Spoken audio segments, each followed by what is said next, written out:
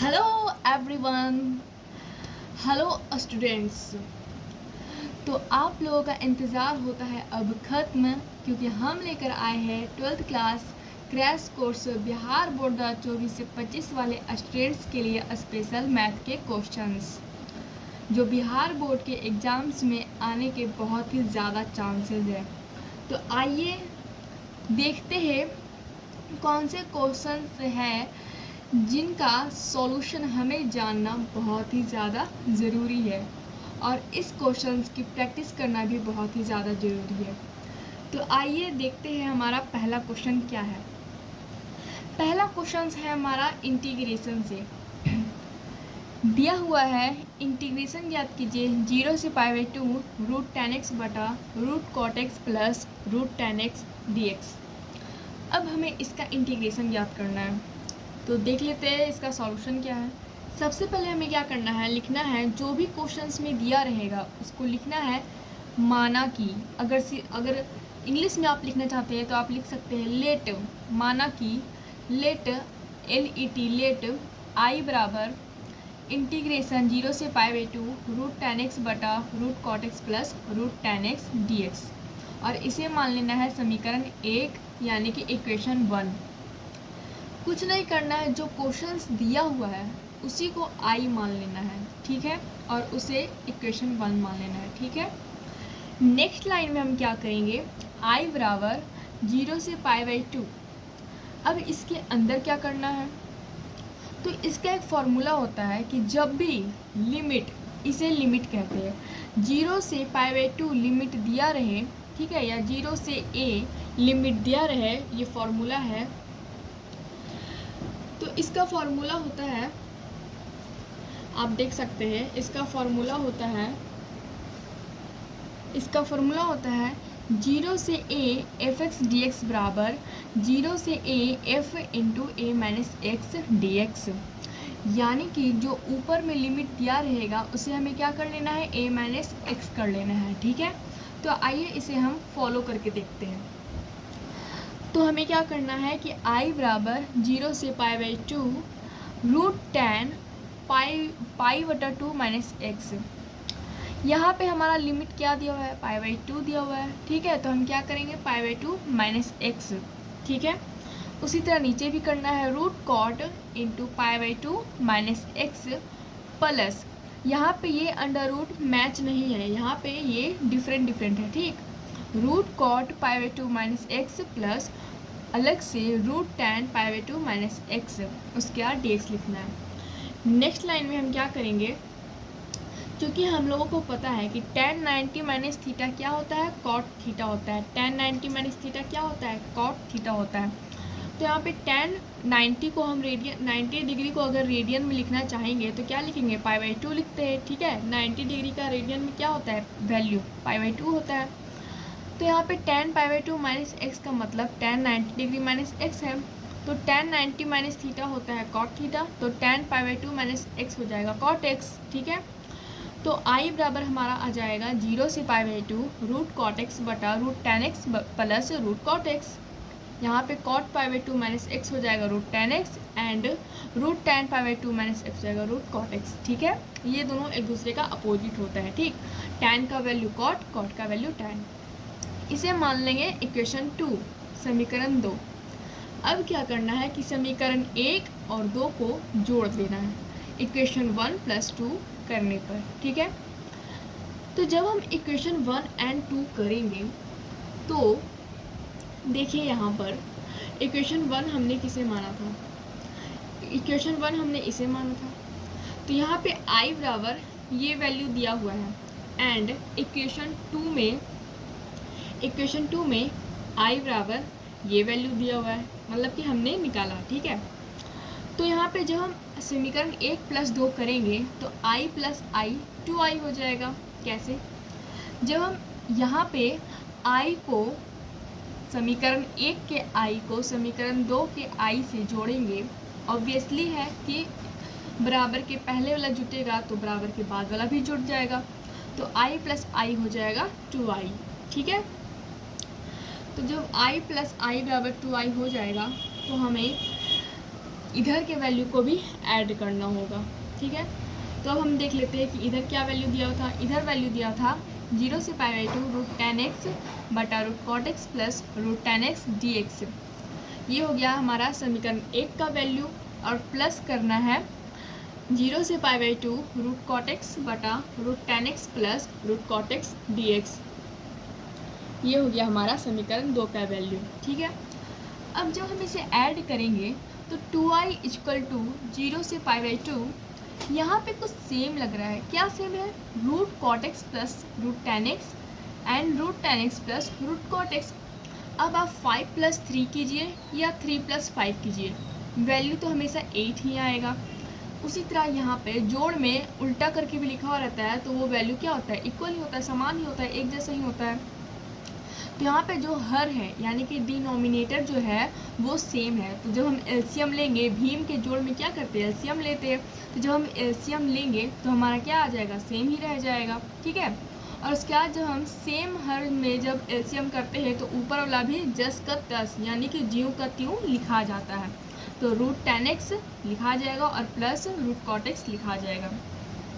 लेकिन फिर भी अगर आप ये जानना चाहते हैं कि जब हर सेम होता है तो ऊपर वाला जस का तस ज्यों का त्यों क्यों लिखा जाता है, तो आइए मैं बताती हूँ। जब हर यानी कि डिनोमिनेटर सेम रहता है तब एलसीएम लेने पर √cot x प्लस √10x जो हमारा एलसीएम आया है, तो जब हम इसको हर से क्या करेंगे? भाग करेंगे तो क्या आएगा?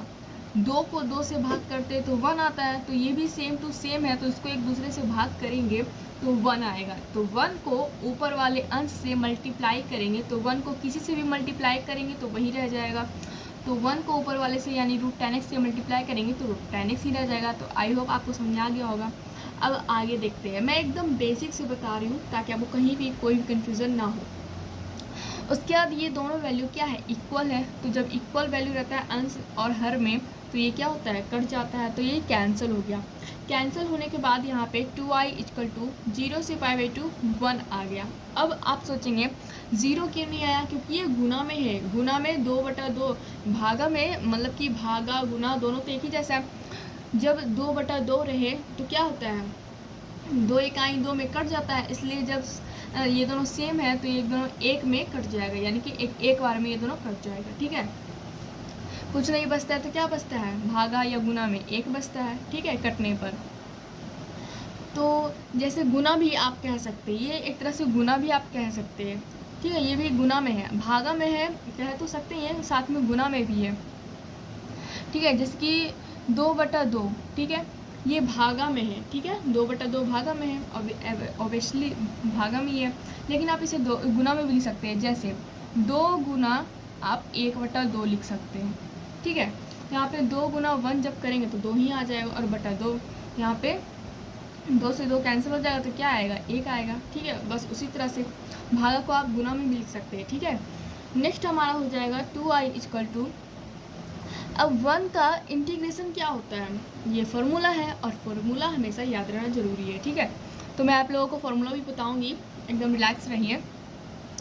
अभी थोड़ी देर के लिए बस याद रखिए कि 1 का इंटीग्रेशन होता है x, ठीक है। 1 का इंटीग्रेशन क्या होता है? x। क्यों x क्यों होगा? क्योंकि यहाँ पे dx दिया हुआ है। अगर यहाँ पे d थीटा रहता तो 1 का इंटीग्रेशन थीटा होता।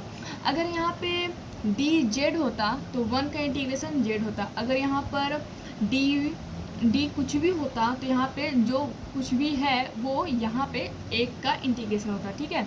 यहाँ पे आप कुछ भी रख लीजिए, d थीटा रख लीजिए, उसका इंटीग्रेशन क्या होगा? 1 है तो उसका इंटीग्रेशन थीटा होगा, ठीक है। तो 2i = हो गया थीटा। और ये लिमिट जो है इंटीग्रेशन जब सॉल्व हो जाए, जब इंटीग्रेशन सॉल्व हो जाता है देन जो लिमिट है वो बगल में आ जाता है। लिमिट कहाँ आ जाता है? अगर लेफ्ट में है तो ये राइट में आ जाएगा, ठीक है। तो इंटीग्रेशन सॉल्व होने के बाद ये जो लिमिट है वो राइट में जाता है। राइट में होने से ये पता चलता है कि हाँ इंटीग्रेशन अब क्या हो चुका है? सॉल्व हो चुका है, ठीक है। इसलिए राइट में लाया जाता है, ठीक। तो 2i = हो गया x, और राइट में 0 से π/2। अब लिमिट को कैसे सॉल्व करेंगे? अब ये देखने में तो अच्छा लग नहीं रहा है, अब इसे और भी सॉल्व करना ही पड़ेगा ना।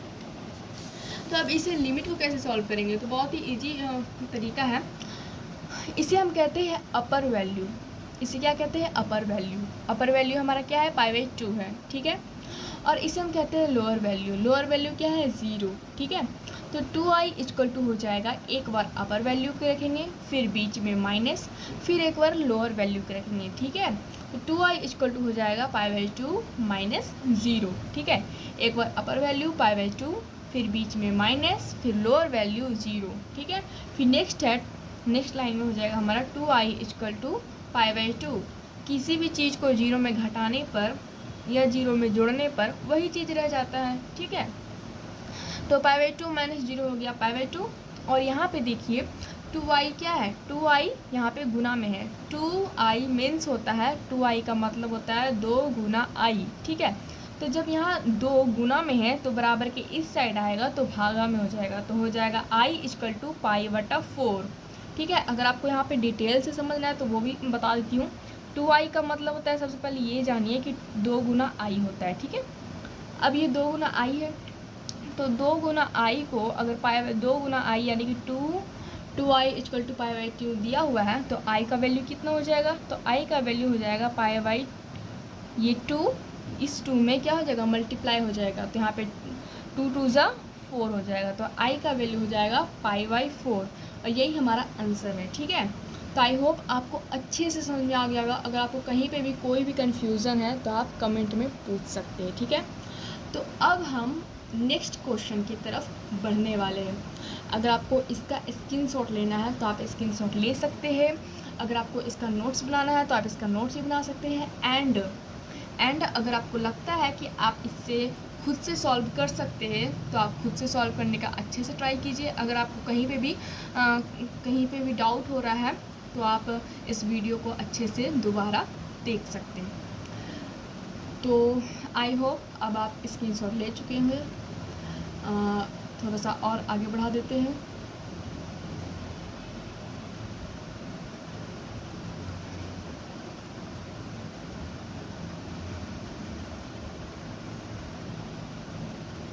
अभी यही नहीं, आपको मिलेगा एक होमवर्क, जो होमवर्क आपको कंप्लीट करना है। तो अभी मैंने जो आपको क्वेश्चंस बताए हैं उसी से रिलेटेड ये क्वेश्चन है। इस क्वेश्चन को मैं एक बार रीड कर देती हूँ। इंटीग्रेशन 0 से π/2 रूट cos x बटा root cos x plus root sin x dx, ठीक है। तो आप इसे खुद से सॉल्व करेंगे, ठीक है। आई होप आपसे ये पक्का बन जाना चाहिए, ठीक है। आप बिल्कुल भी चीटिंग नहीं करेंगे, कुछ नहीं करना है। जहाँ जहाँ पिछले वाले क्वेश्चंस में tan और cot था वहीं cos और यहाँ पे sin का यूज होगा, ठीक है। तो अगर आपको इसका भी स्क्रीनशॉट लेना है तो आप ले सकते हैं, ताकि बाद में आप खुद से जो सॉल्यूशन बनाएंगे उसे आप मिला सके कि कहाँ कहाँ पे आपका सही है। और एग्ज़ाम्स में अगर ये 2 मार्क्स का आया या तो आपको मतलब पूरा कंप्लीट करना है, ठीक है। पूरा एकदम एक भी लाइन छोड़ना नहीं है, ठीक है। आप इसका स्क्रीनशॉट ले सकते हैं अच्छे से।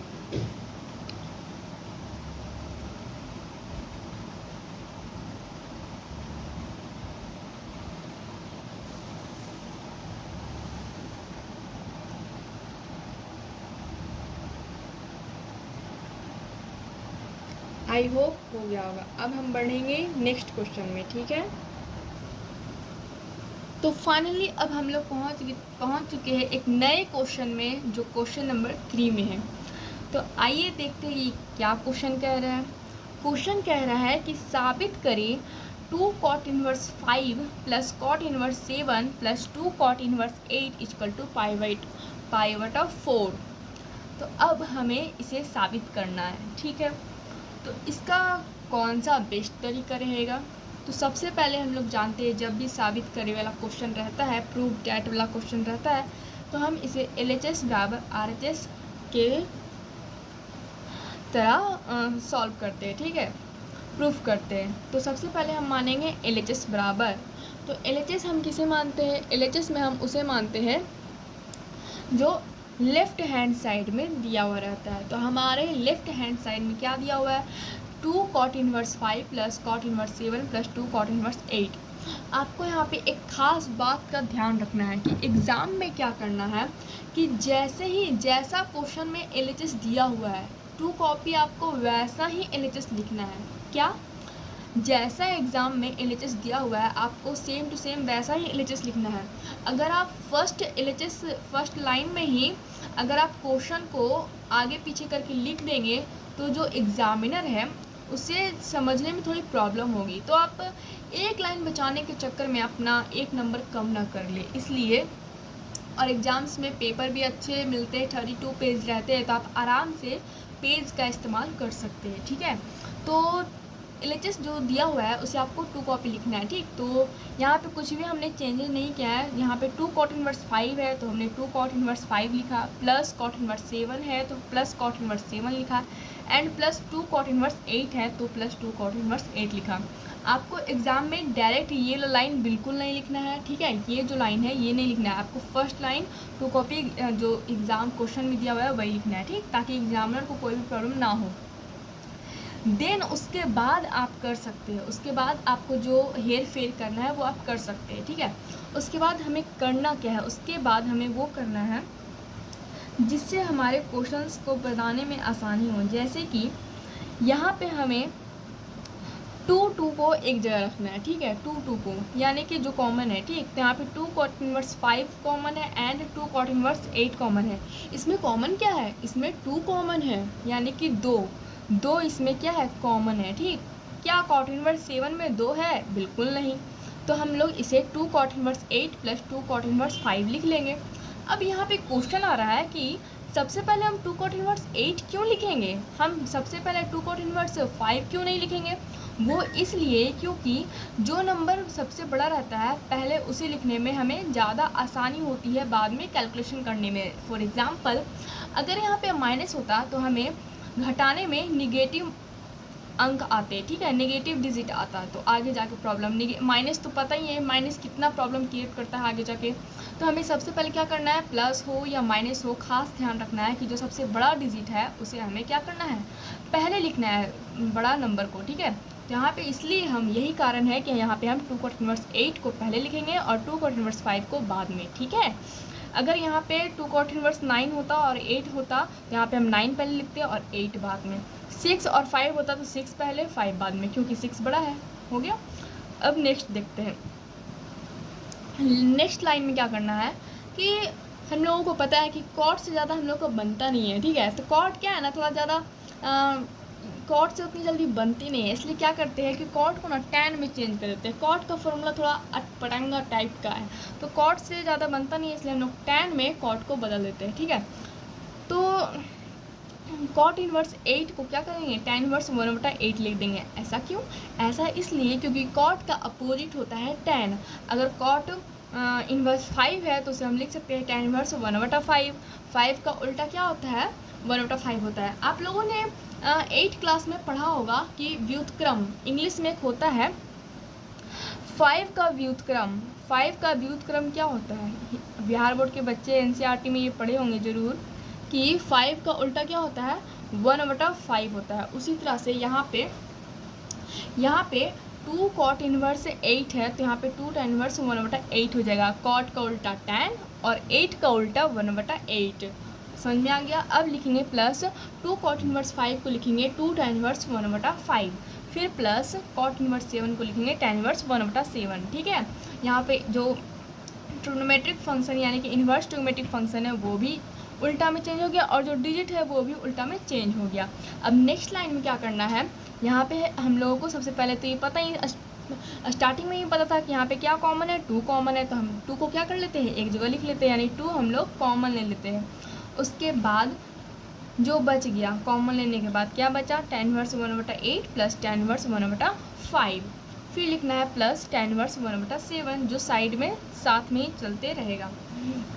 अब यहाँ पे एक फार्मूला यूज होगा, जो फार्मूला आई होप आप लोगों को याद होगा, लेकिन अगर आप लोगों को याद नहीं है तो टेंशन लेने वाली कोई बात नहीं है, क्योंकि मैंने फार्मूला को साइड में लिख दिया है ताकि आप इसे फटाफट याद कर ले।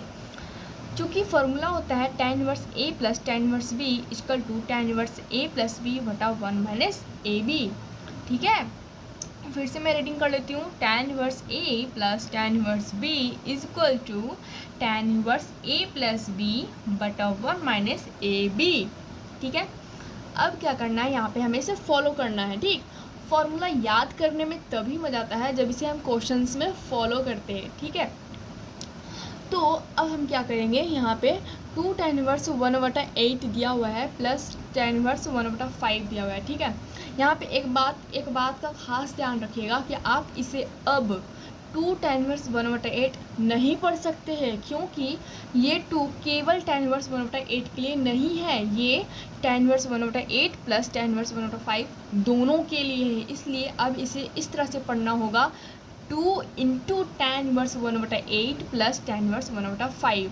मैं इतना बेसिक और इतना डीपली समझा रही हूँ ताकि कहीं पे भी आपको पढ़ने में भी कोई दिक्कत ना हो, ना ही समझने में। ठीक है, तो उसके बाद हम क्या करेंगे, फार्मूला लगाएंगे 2 tan inverse A plus B का। तो इसका फार्मूला होता है 2 tan inverse A plus B बटा 1 माइनस ए इंटू बी।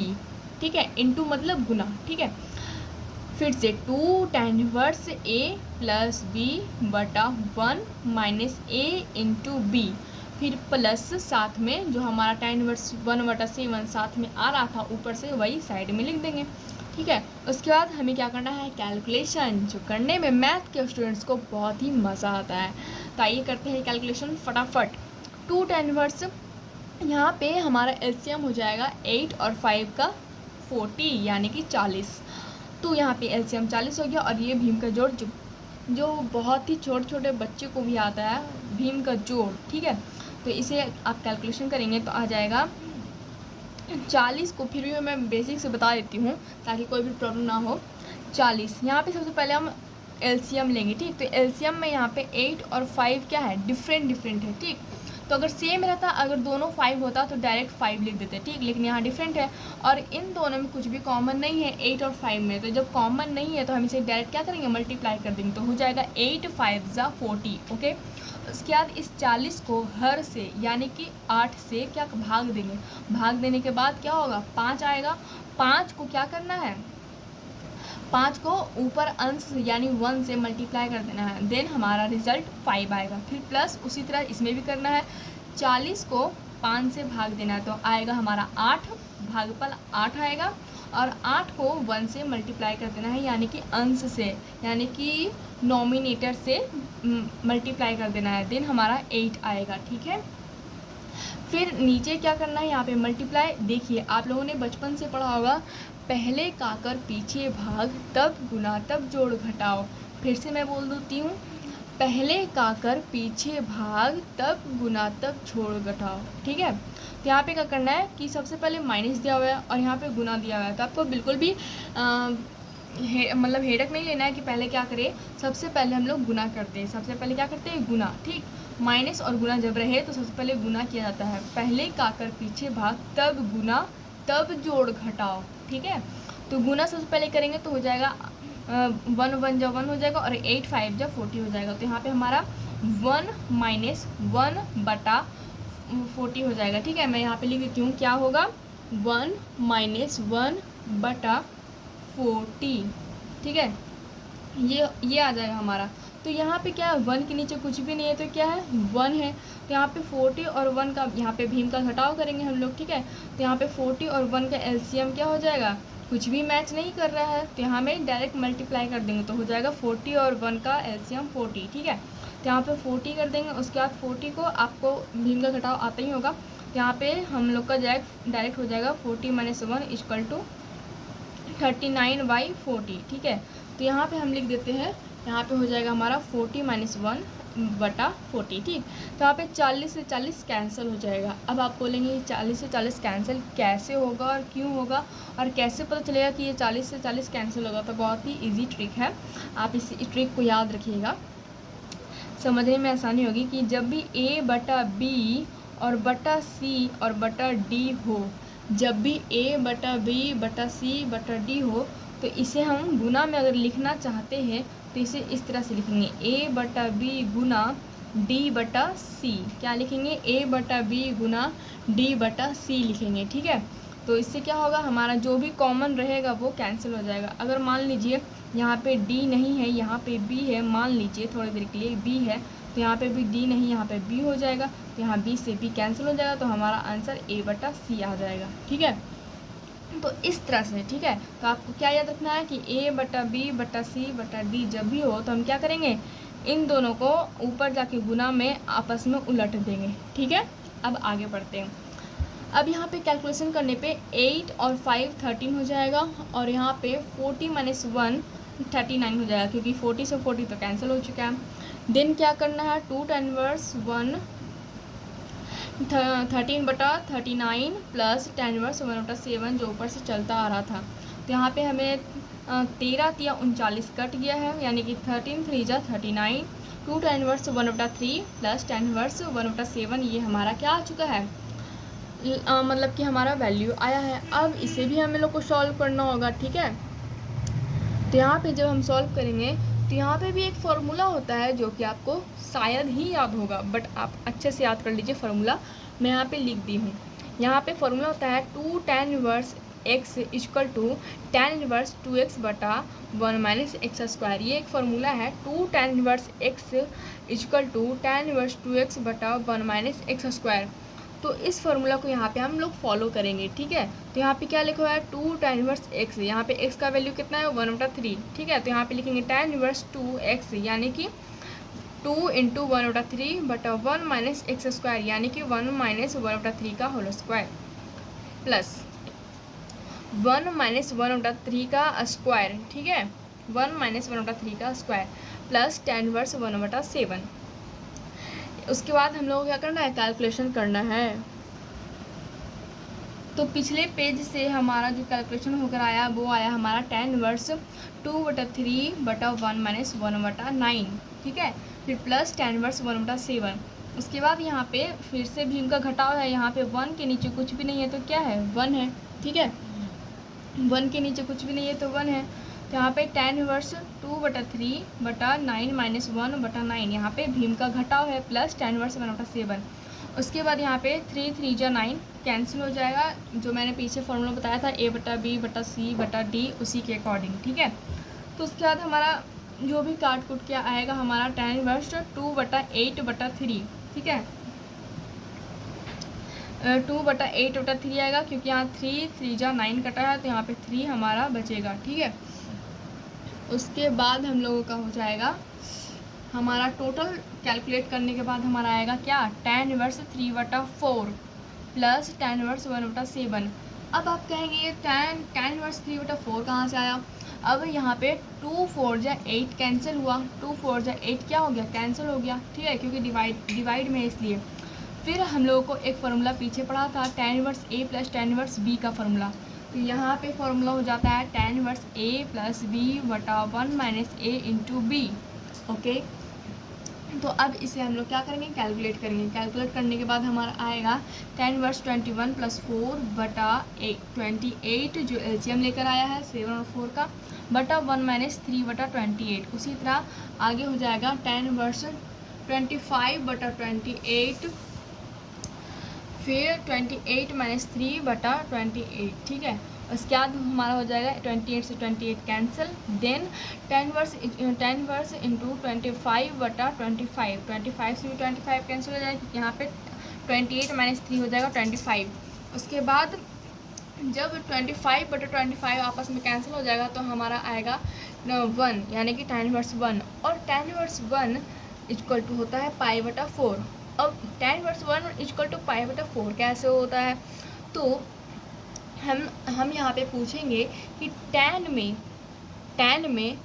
1 किसका मान है, tan में 1 किसका मान है, तो आंसर आएगा π/4 का। कैसे, tan में 1 किसका मान है, π/4 का। तो ये एक टेबल होता है जिसमें हम लोगों को sin 0 0, sin 30 1/2, sin 45 1/2, इस तरह से क्या वैल्यू दिया हुआ रहता है। ठीक है, जो फिर एक टेबल रहता है, उसी टेबल में लिखा हुआ रहता है कि tan में 1 किसका वैल्यू है, तो π/4 का। π/4 रेडियन में है और इसे डिग्री में कन्वर्ट करेंगे तो हो जाएगा 45 डिग्री। ठीक है, पाई का वैल्यू होता है 180 डिग्री और बटा 4 यानी कि 45 चौक 180 डिग्री। ठीक है, तो यहाँ पे रेडियन में वैल्यू है, यही हमें प्रूफ करना था। तो ये आ गया हमारा RHS। ठीक है, तो इसलिए LHS बराबर RHS प्रूव्ड। ठीक है, LHS बराबर RHS प्रूव्ड। तो आई होप आपको अच्छे से समझ में आ गया होगा ये वाले क्वेश्चन। तो अब हम लोग बढ़ेंगे नेक्स्ट क्वेश्चन के तरफ। आज के लिए बस इतना ही। तो आप लोग इस वीडियो को ज़्यादा से ज़्यादा शेयर कीजिए। ठीक है, ये वीडियो और ज़्यादा लंबा हो जाएगा, इसलिए आधा घंटा का ही वीडियो मैंने बनाया है। तो ये 12th क्लास क्रैश कोर्स 2024 से 25 मैथ्स बाई भूमि कुमारी आपको कैसा लगा, आपको क्वेश्चंस का लेवल कैसा लगा, ज़रूर कमेंट में बताइएगा। And all the best for exams. Preparation करते रहिए और अच्छे मार्क्स लाने की पूरी कोशिश कीजिए। आप अपना 100% दीजिए। आई होप मेहनत कभी बेकार नहीं जाती, तो आप लोग मेहनत करते रहिए और सारे फार्मूलाज को एक जगह लिख कर उसे याद करते रहिए। और फार्मूला को एक जगह लिख कर आप ऐसा लिखिए कि एग्ज़ाम के टाइम एक नज़र देखने पे सारा का सारा फार्मूला क्या दिमाग में अच्छे से फिट हो जाए। और दिमाग में अच्छे से तभी फिट होगा जब आप पहले से ही उसे अच्छे से याद करके रखेंगे और उसका बहुत ज़्यादा प्रैक्टिस कर चुके रहेंगे बहुत सारे क्वेश्चंस में। तो आज के लिए बस इतना ही। थैंक यू, धन्यवाद, बाय बाय।